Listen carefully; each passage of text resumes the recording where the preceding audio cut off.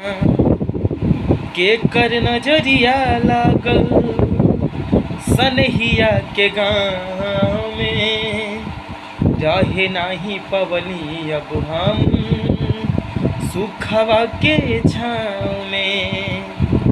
के कर नजरिया लागल सनहिया के गाँव में, रहे नाही पवनी अब हम सुखवा के छाँव में। पूछतानी बतिया हम ता, पूछतानी बतिया हम ता, सिरवा नवाई ए विधाता हो, ए विधाता हो। समैयाई कहवा लेके जाई ए विधाता हो,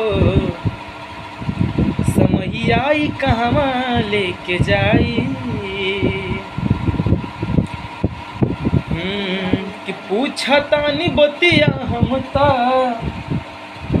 पूछतानी बतिया हम ता, सिरवा नवाही ए विधाता हो। समैयाई कहवा लेके जाई ए विधाता हो, हर समैयाई कहवा लेके जाई। डेगे डेगे काट भरल चाली कैसे रहिया,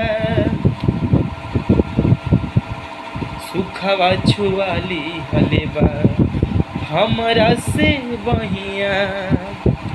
डेगे डेगे काट भरल चाली कैसे रहिया, सुखवा छोड़ा लिहलेबा हमरा से बहिया। काटतानी जिंदगी हम ता, काटतानी जिंदगी हम ता, सुखले सुखाई विधाता हो। अरे समैयाई कहाँ लेके जाई ए विधाता हो, समैयाई कहाँ लेके जाई।